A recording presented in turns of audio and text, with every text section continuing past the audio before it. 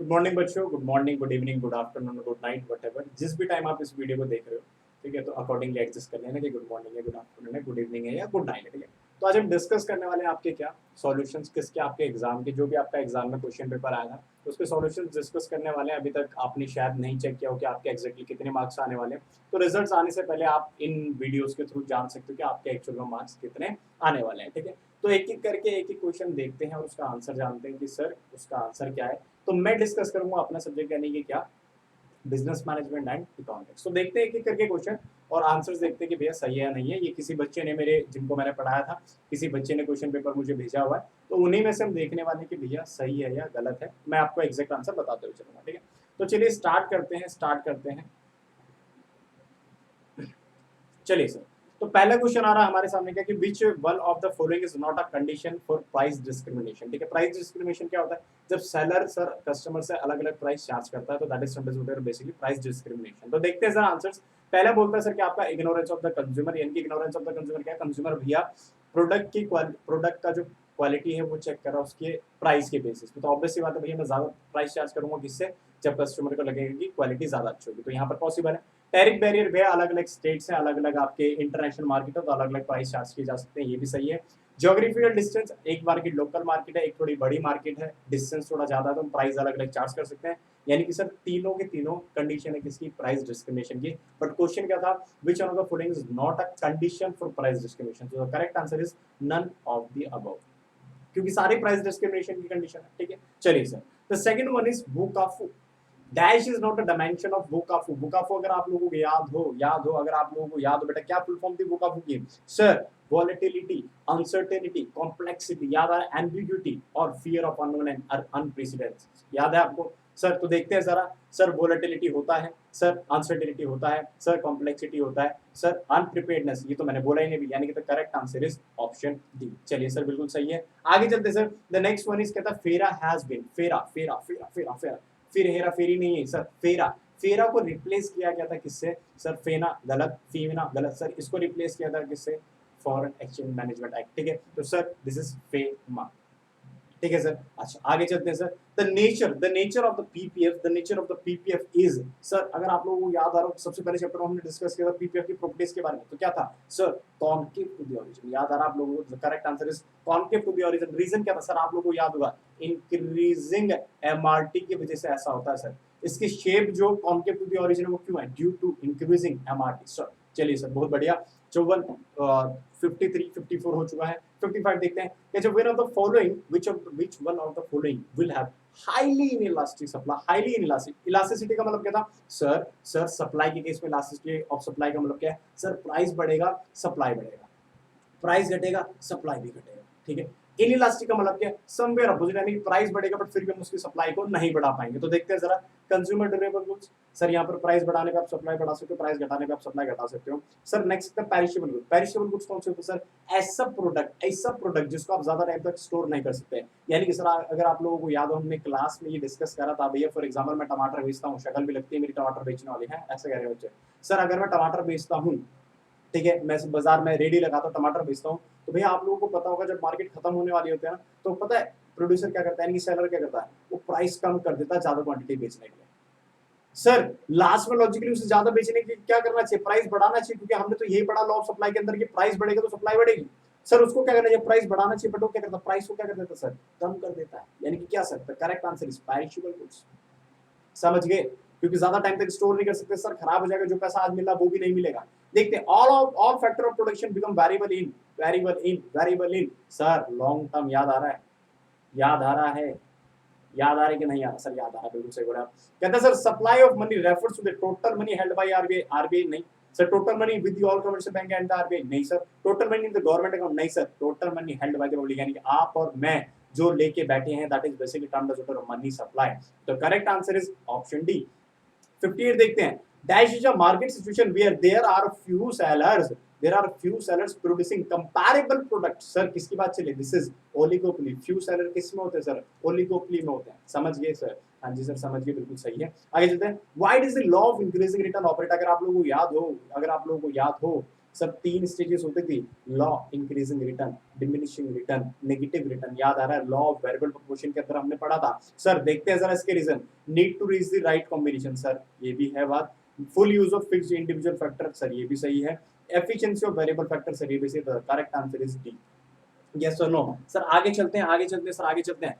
Porters 5 forces model does not include, बेटा पहले तो हमें ये जानना पड़ेगा कि पोर्टर के 5 मॉडल कौन-कौन से थे। पोर्टर के 5 मॉडल कौन-कौन से सर? पहला मॉडल था क्या आपका? Threat of new entrance, bargaining power of consumer, यानी कि बायर, बार्गेनिंग पावर ऑफ कौन? Supplier. Sir threat of new entrance, याद आ रहा है? थ्रेट ऑफ न्यू एंट्रेंस, और क्या था सर? कॉम्पिटिटिव राइवलरी, यानी कि कॉम्पिटिटर। तो देखते हैं इसमें कौन सा नहीं है। Rival seller does not include, बताना में राइवल सेलर होता है। सब्स्टिट्यूट प्रोडक्ट होता है sir. Bargaining power of employ, अबे एम्प्लॉय कहां से आ गया? तो करेक्ट आंसर इज सी, यही है सर, यही है। आगे मैं पढ़ूंगा नहीं, बार्गेनिंग पावर ऑफ सप्लायर को ऑलरेडी डिस्कस किया है हमने। आगे चलते हैं। In the Indian money market who are main borrowers, who are main borrowers short term fund कौन-कौन लेता है? सेंट्रल गवर्नमेंट लेती है, स्टेट गवर्नमेंट लेती है, लोकल बॉडीज लेती है। सब correct answer is all of them. सब वर्किंग कैपिटल तो सबको चाहिए ना यार।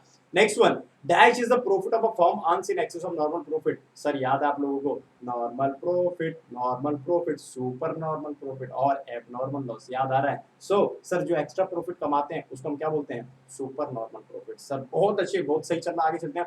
63 micro economics deals with, sir micro में आई आता है, आई किसको रिप्रेजेंट करता है? सर इट रिप्रेजेंट्स इंडिविजुअल, यानी कि सर करेक्ट आंसर है इंडिविजुअल। यस और नो? ऑप्शन ही नहीं सर, समझ गए? The next one, law to be considered by a business organisation are, कहता है सर इनमें से कौन से ऐसे लॉज हैं, अगर मैं कल को अपना धंधा खोलूं, अपना बिजनेस खोलूं, ऑर्गेनाइजेशन खोलूं, तो मुझे फॉलो करना पड़ेगा। सर एम्प्लॉयमेंट लॉज, भैया लोग काम करेंगे, स्टाफिंग होगी तो ये तो फॉलो करना पड़ेगा। कॉपीराइट एंड पेटेंट, सर मैंने किसी दूसरे का प्रोडक्ट तो कॉपी नहीं कर लिया, सर केस छूट जाएगा। Health and safety law, sir worker की हेल्थ एंड सेफ्टी आप मेंटेन कर रहे हो, यानी कि sir all of the above, मुझे सारे लॉ फॉलो करने ही पड़ेंगे। Sir certificate of deposits are issued by the banks, किस को दिया जाता है? कंपनीज को दिया जाता है, पीएसयूज को दिया जाता है, इंडिविजुअल्स को दिया जाता है, and this is all of the above. सब आओ सब ले जाओ सर, हमें तो पैसे से मतलब है, वर्किंग कैपिटल का पैसा चाहिए। The next one is the essential feature of the market, the essential feature of the market, essential feature of the market, seller भी होता है, प्राइस भी होता है, बायर भी होता है, तो correct answer all of the above होता है सर। आगे 67 which of the following is are unsecured promise, unsecured जिसके बदले में कुछ नहीं दिया जाता, unsecured certificate of deposit, commercial paper, treasury bill. बेटे कमर्शियल पेपर याद है आपको क्या होता है? Commercial paper, do you know what is commercial paper? Sir bills of exchange. क्या है? Unsecured promissory note. क्या कोई सिक्योरिटी ली जाती है आपसे? सर नहीं ली जाती, तो अनसिक्योर्ड कौन है? Commercial paper, commercial paper is unsecured promissory note sir, समझ गए? 68 which of the apex bank for agriculture credited in India? Sir NABARD याद है आप लोगों को या नहीं है? The national bank for agriculture and rural development, याद है? नहीं है सर, याद है, बिल्कुल याद है sir. Electricity supply service in fix area is an example of sir एक पर्टिकुलर एरिया में एक ही सप्लाई होती है बिजली वालों की, तो दिस इज मोनोपोली। जैसे कि हमारे एरिया में जहां पर मैं रहता हूं वहां पर टीपीडीडीएल की सप्लाई है सर। यस और नो? यस और नो? पहले ये एनडीपीएल हुआ करता था, बाद में टीपीडीडीएल हो गया। आगे चलते हैं। कहते था internal business environment include factors like internal business environment, internal business जो बिजनेस के अंदर है, कैपिटल स्ट्रक्चर अंदर है होता है, मैनेजमेंट स्ट्रक्चर अंदर का होता है, बिजनेस फिलॉसफी बिजनेस ही चूज करता है, यानी कि the correct answer is all of the above, all of the above, all of the above. चलिए सर आगे चलते हैं, बहुत अच्छे से चल रहा था। Term pastel does not include, sir full form देखते हैं। पॉलिटिकल, ई से इकोनॉमिकल, एस से सोशल, टी से टेक्नोलॉजिकल, ई से एनवायरमेंटल और एल से लीगल। देखते टेक्नोलॉजिकल होता है, लीगल होता है, इकोनॉमिक होता है, यानी कि आंसर इज पॉपुलेशन। यस और no? Capital market is controlled by SBI, RBI, government SEBI. बेटा ये होता है कैपिटल मार्केट को कौन करता है? सेबी करता है। और मनी मार्केट को आरबीआई करता है। Correct answer is SEBI, securities and exchange board of India. 12th में भी पढ़ा होगा आपने। जो स्टॉक मार्केट में डील करते हैं वो ऑलरेडी जानते हैं कि कैपिटल मार्केट को कौन डील करता है? कौन डील करता है? सेबी करता है, securities and exchange board of India. If the demand curve of pure monopoly is elastic, MR will be बेटे ये आपको जाना है, ये आपको जाना है और आपने चेक करना है। If the demand curve of pure monopoly is elastic, MR will be, sir positive भी हो सकता है, नेगेटिव भी हो सकता है, जीरो भी हो सकता है। Sir the correct answer is not the above. आगे चलते हैं 74 dash determines price in the long run, dash determine price in the long. Sir आपकी बुक का क्वेश्चन है सर, आपकी बुक का क्वेश्चन है सर। बताइए demand supply forces, margin, utility, cost of production और none of the above determines price in the long run. Long run में price कौन डिसाइड करेगा सर? Demand supply forces. आप लोगों को याद होगा हमने मार्केट इक्विलिब्रियम पढ़ा था, मार्केट इक्विलिब्रियम पढ़ा था हम लोगों ने, याद है आप लोगों को? ए सप्लाई कर्व ए डिमांड कर्व, जहां पर इंटरसेक्ट करेगा, जहां पर इंटरसेक्ट करेगा वही क्या होगा? मार्केट का प्राइस और मार्केट की डिमांड। याद आ रहा कि नहीं आ रहा?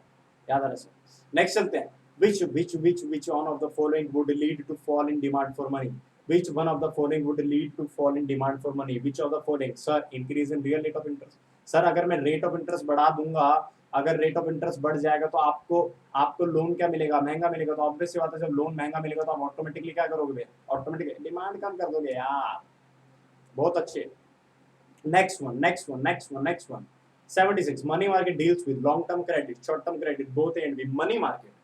मनी मार्केट बताइए जरा, मनी मार्केट किसमें? मनी मार्केट क्या होता है बेटे? मनी मार्केट क्या होता है? तो शॉर्ट टर्म देते हैं इसमें मनी मार्केट का। The correct answer is B. Demographic environment includes age structure. Demographic तो है age sir, geographic distribution sir, distribution. The correct answer is D D D D D D. आगे चलते हैं। The micro business environment does not include the micro business environment. Micro जो business के अंदर अंदर जो एक बंदे को इफेक्ट करते हैं, एक फर्म को इफेक्ट करते हैं। Firms and consumers, yes. Market and competitors, yes. Economy कहां से आ गया गधेड़ो? ये थोड़ा है। The correct answer is economy. The next one, the concept of mode of production was Karl Marx. Karl Marx. आगे, price elasticity of demand of a product will be more elastic. बताओ sir, price elasticity of demand more elastic का मतलब क्या? मैं यहाँ price बढ़ाऊंगा, demand पे ज्यादा चेंज आ जाएगा। Sir is an item of necessity में तो होगा ही ना ऐसा, प्राइस बढ़ाओगे फिर भी, समझ रहे हो? सर ये किसमें होगा? Has a large number of substitute. भाई ऑब्वियस सी बात है ना, लार्ज जब फॉर एग्जांपल एक चीज का लार्ज नंबर ऑफ सब्स्टिट्यूट होगा तो जैसे ही मैं इसका प्राइस बढ़ाऊंगा, बंदा क्या करेगा? यहाँ शिफ्ट कर जाएगा। क्यों शिफ्ट करेगा यहाँ पर? सर ये भी तो उसका सब्स्टिट्यूट है ना, ये कंपैरेटिवली इससे क्या होगा? सस्ता होगा, तो बंदा यहाँ शिफ्ट कर जाएगा, तो भैया प्राइस इलास्टिसिटी क्या होगी? ज्यादा होगी। ठीक है। SWOT analysis does not indicate SWOT strength, weakness, opportunity and threat. Strength होता है, वीकनेस होता है, ओपिनियंस कहां से आ गया था? Correct answer is opinion. Yes और नो? बोल रहा था, बोल संगम होगा कि नहीं? शट डाउन सिचुएशन ऑफ, क्या बात है एग्जाम से पहले ही डिस्कस करा था ये वाला क्वेश्चन हमने, एग्जाम से पहले 82 shut down situation for a firm comes when price is less than average variable cost. यानी कि भैया फर्म अपनी वेरिएबल कॉस्ट को भी रिकवर नहीं कर पा रही। जब वेरिएबल कॉस्ट रिकवर नहीं कर पा रही तो फिक्स कॉस्ट का ही कवर कर पाओगे, तो भैया आपका धंधा बंद होने वाला है। The market condition which satisfy the feature of perfectly competitive market other than identity of product is known as monopolistic. The correct answer is monopolistic. Yes or no? Yes or no? Yes or no? Yes sir. Sir 84 चलते हैं। 84 sir, demand for a monopolistic competitive firm is, बताइए sir, बताइए sir 84 का answer बताइए। 84 का answer the demand for monopolistic competitive product is more elastic. Sir more elastic क्यों? भैया ज्यादा बेचना तो प्राइस को आपको क्या करना पड़ेगा? कम करना पड़ेगा। If you want to sell more तो ना आपको प्राइस क्या करना पड़ेगा? कम करना पड़ेगा, वरना बंदा आपके दूसरे जो कंपटीटर है उनके पास क्या हो जाएगा? शिफ्ट हो जाएगा। बात खत्म। 85 commercial bank provide commercial loan against government security bonds both A and B. Sir तो आप लेके आओ, हम तो लोन देने को बैठे हैं आप लोगों को, सिक्योरिटीज तो दो आप। ठीक है, चलिए सर सेक्शन भी अब हम बात करें मैनेजमेंट की, तो पहला बोलते which of the following is not an external source of recruitment. External नहीं है यानी कि इंटरनल होना चाहिए, समझ गए? Walk in interview, advertisement, employment exchange. Sir transfer है सर, ट्रांसफर एक कंपनी के अंदर अंदर होगा, ट्रांसफर हो तो क्या इंटरनल हो गया? तो इसका मतलब एक्सटर्नल नहीं, तो करेक्ट आंसर इज डी। आगे चलते 87 from the Latin word communist, the term communication communist which means common. अगर आप लोगों को याद है कम्युनिस्ट का मतलब होता है क्या? कॉमन। आगे चलते हैं। नेक्स्ट वन इज ऊपर चलते हैं। कहता है sir span of management is also known as, भैया ये हमने पढ़ा था, स्पैन ऑफ कंट्रोल भी बोलते हैं, स्पैन ऑफ सुपरविजन भी बोलते हैं, स्पैन ऑफ अथॉरिटी भी बोलते हैं, स्पैन ऑफ एक्टिविटी भी बोलते हैं। Correct answer is all of the above. आगे चलते हैं। Which system of management is an ideal system as per Likert. बताइए sir. The correct answer is B sir, system 4। समझ गए? आगे चलते हैं। Delegation of authority takes place between delegate किसको करूंगा? मैं सुपीरियर, तू मेरा सबऑर्डिनेट। समझ गया? यानी कि superior and subordinate. Yes sir, yes sir, हाँ sir. Leadership does not exist without, leadership does not exist, leader कौन होता है? एक मैनेजर ही तो लीडर बनेगा, है गदर। फॉलोवर नहीं होगा तो लीडरशिप का क्या करोगे? You need followers. ठीक है, आगे चलते। Setting objective is part of, setting objective is part of planning. भैया प्लानिंग के अंदर जो डिसाइड करेंगे कि हमें 90% चाहिए थे सीएमए फाउंडेशन में, या एग्जाम देने के बाद बताओगे? तो प्लानिंग के अंदर टारगेट सेट किया। Idea of management as a science, idea of management as a science, science science personal के लिए क्या नहीं है? एक्सपेरिमेंटेशन है क्या? है 93 का क्या है? बी है।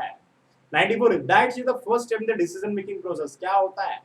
क्या होता है? Identification, diagnosis of real problem. Problem क्या है पहले यही तो देखोगे।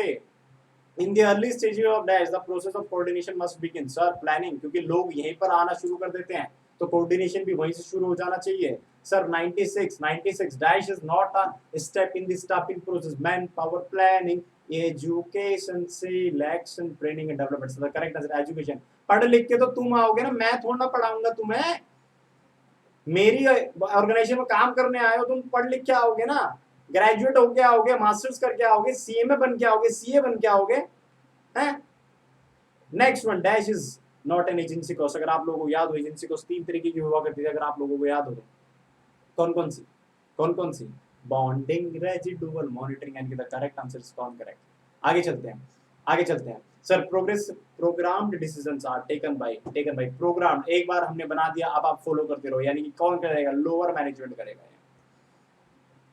ठीक है या नहीं है? बोलिए यस और नो। आगे चलता है। Dash observe that management is what a management does. बताइए बताइए बताइए बताइए बताइए। क्या? लुइस एलन तो कम मार के आए हैं बच्चे इसमें तो। Dash considers that profit maximisation is the main objective of business organisation. Sir बताइए स्टीवर्डशिप थ्योरी। क्यों ये हमारे कौन है? ये हमारे बिहाफ पे काम करेंगे। ठीक है, शेयर होल्डर के बिहाफ पे काम करेगा कौन? स्टीवर्ड काम करेगा, और he will focus on the providing maximum returns to shareholder. समझिए, दैट इज स्टीवर्डशिप थ्योरी। ठीक है, तो देखिए बेटा 17 मिनट के अंदर हमारे सारे क्वेश्चन क्या हो गए? सॉल्व हो गए। इतना ही टाइम पे बच्चों को मेरे पास मैसेज आएगी सर 15 मिनट के अंदर पेपर हो गया था, तो मैंने आपको समझा भी दिया और बता भी दिया, और मात्र 17 मिनट लगे, तो ऑब्वियसली बात आपको एग्जाम में 15 ही मिनट लगने चाहिए थे। ठीक है, चलिए सर, तो ये था हमारा सॉल्यूशन। ठीक है, तब अब मिलते हैं अगली वीडियो में, तब तक के लिए टाटा, सी यू, बाय बाय।